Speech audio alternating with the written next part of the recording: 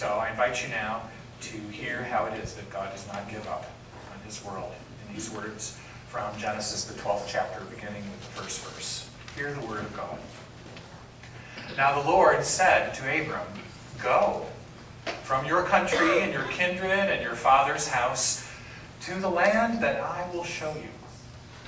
I will make of you a great nation, and I will bless you and make your name great so that you will be a blessing. I will bless those who bless you, and the one who curses you I will curse, and in you all the families of the earth shall be blessed." So Abram went, as the Lord had told him, and Lot, his brother, went with him. Abram was 75 years old when he departed from Haran. The word of the Lord. Thanks be to God. Pray with me. O Lord, may the words of my mouth and meditations of all of our hearts be accepted in your sight. You who are our rock and our Redeemer. Amen. So this past Friday was the 100th anniversary of the worst defeat ever inflicted in college football. Georgia Tech versus Cumberland. And you can guess the score. 222 to nothing.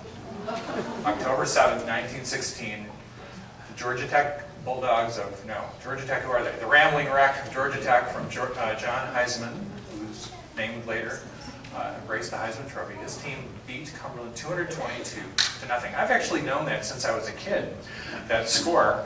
But I didn't know that, of course, there's a story behind it. There's always a story behind it. Well, it turns out that Cumberland had actually given up football before the season. They were tired of being beaten by pretty much everybody. And so they gave up the program. And the manager of the team, a man named George Allen, was to write all the schools and say, cancel out. And he wrote every school and canceled their schedule, every school except Georgia Tech. The coach of Georgia Tech, John Heisman, was also the baseball coach, and he was a little upset that the Cumberland baseball team had beaten his Georgia Tech baseball team 22 to nothing that spring, using some ringers, apparently, some professional players.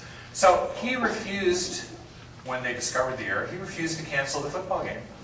Despite letters from the president and all these kinds of things, he would not cancel the football game, and in fact threatened to sue Cumberland if they did not show up to play the game as they had contractually agreed to do. And Cumberland was actually in some financial difficulty at the time and couldn't afford the lawsuit, thought that might close them down. So George Allen went out and recruited, I think it was 13 of his fraternity brothers to go to play Georgia Tech with predictable results.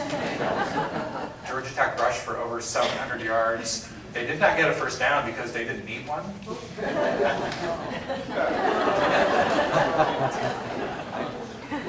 And so, let me also say, you should know this too, that Cumberland was and is still a Presbyterian school.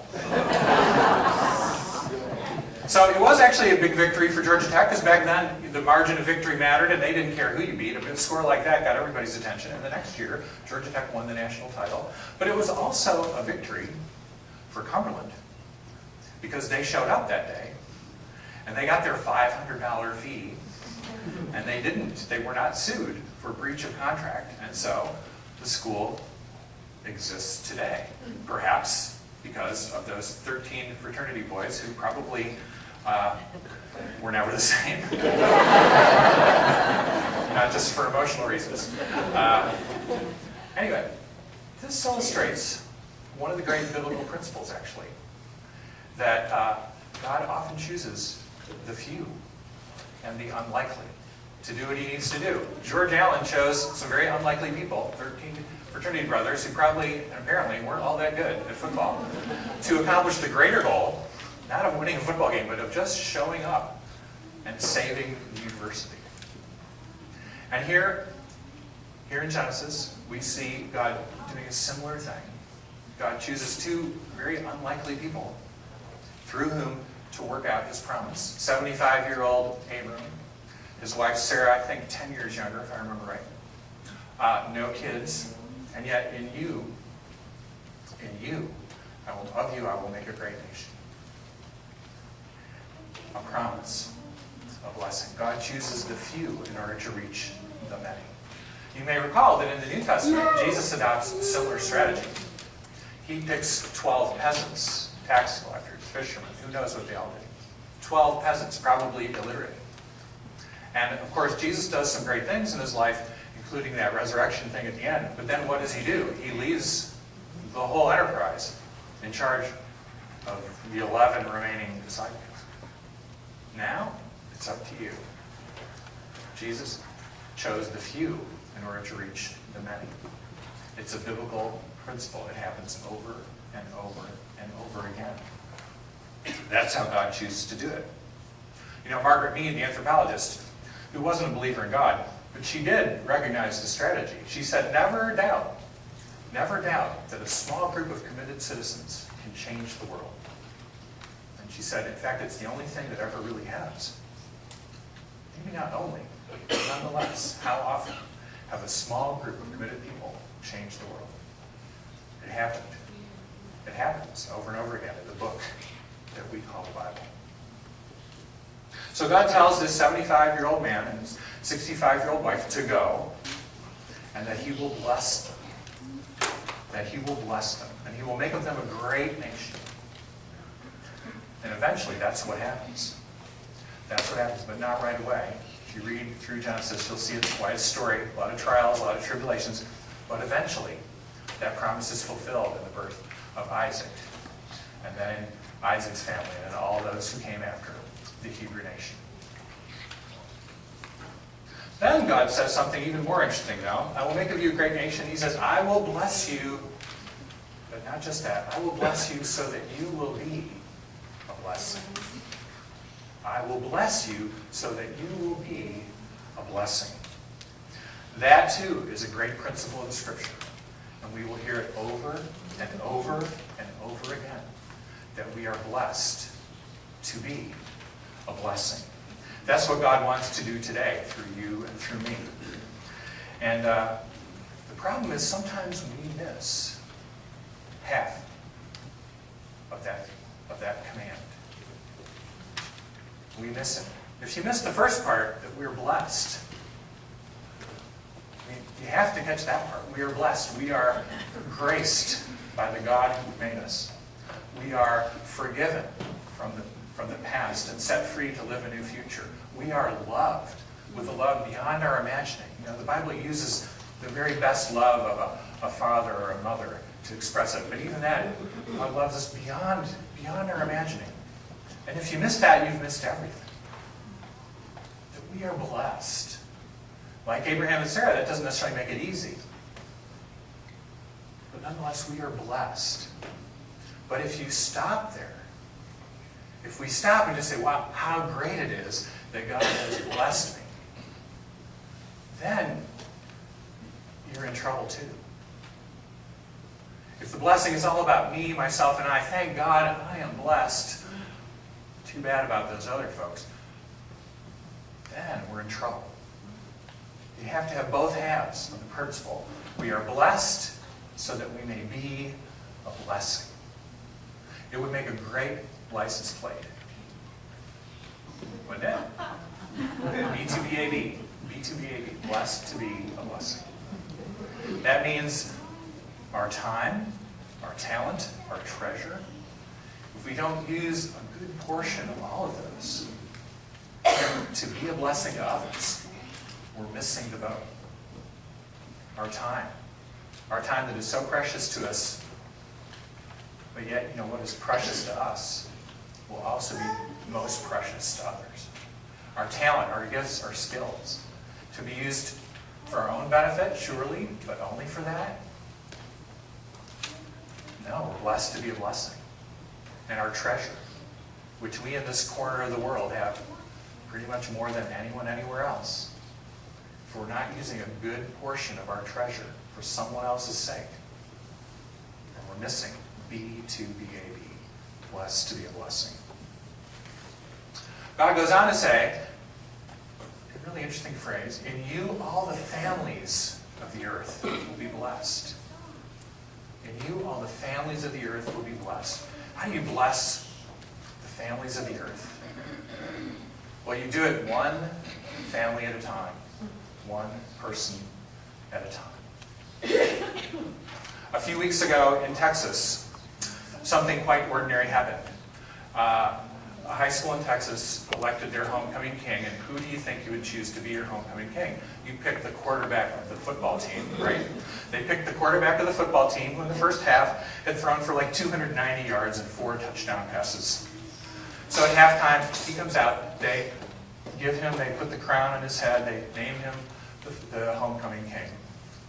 And he turns, and he kneels, and he places the crown in the hands of the manager of the football team, K.L. Norwood, a young African-American man with cerebral palsy.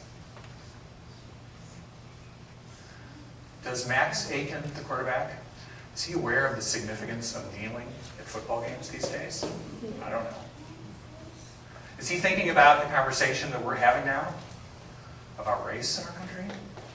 I don't know. I don't even know if he's a person of faith. But I know this, he knows something about being blessed in order to be a blessing. He said this, he said, "What I did wasn't as admirable as how KL treats everyone. Loving everybody and having a heart like KL, that's what really matters in this world."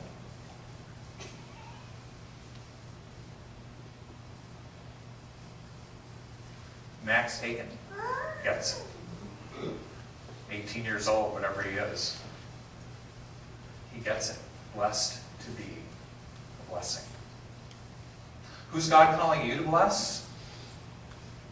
Someone in your family, someone in your neighborhood, someone at work, someone at school, someone whose name you know, someone whose name you don't. I don't know. But we're all blessed to be a blessing, and we have it within us. The power to bless another human being. You may not be a homecoming king, a homecoming queen, but that doesn't matter. You have it within you to bless another human being. Well, we do that individually. As individuals, we're blessed to be a blessing, but we're also blessed to be a blessing together. In 2005, Hurricane Katrina slammed into the Gulf Coast. Louisiana, Mississippi, doing the kind of damage that we've seen done just in these last few days. And you know, in the beginning, the government was sort of paralyzed, but the church was not. Right away, the church began sending teams of volunteers to the Gulf Coast. First to clear the debris, and then to, one by one house by one house, to put on a new roof, to clean out the water, all the things that were needed. I know the church that I served in Illinois sent 4 teams down. I know you sent teams to the Gulf Coast to one by one make a difference. For years, that happened. For years, churches sent teams there. In fact, one of the most amazing experiences, if you went on one of those trips, was to go to the Home Depot.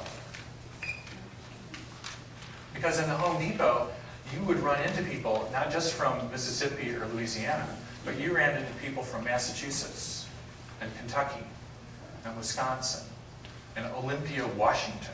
We ran into people from Olympia, Washington, who had come just to fix up one house, to help one neighbor, because they got it. We are blessed, yes, but blessed in order to be a blessing. Church people showed up then, and church people will show up now after this Hurricane Matthew, because we are blessed to be a blessing. So here's what I know. If the Bible tells us anything over and over and over again, it's this, that we are blessed. Oh yes, we are blessed in order to be a blessing. And if you're here today, then God's calling you by name, just as he called Abram and Sarah. God's calling you by name to bless you and to be a blessing. You might know exactly what it is God has in mind for you to do. Become a teacher. Take the widow next door's son, sign him up for baseball, and drive him to every game, because otherwise he probably won't play. Babysit for harried parents for free.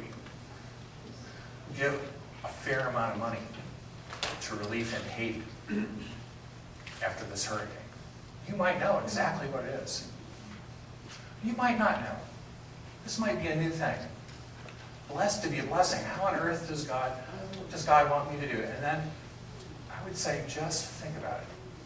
Maybe put B2BAB on the mirror every morning so that you see it. Because I guarantee you, if you're paying any attention at all, the opportunities will show up for you to be a blessing in someone else's life. Just try it.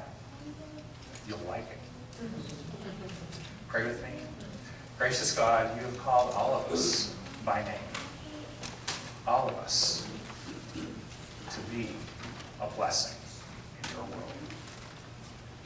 Help us to listen. In Christ's name and for Christ's sake, and for the world's sake and for our own sakes, we ask it. Amen. Let's worship.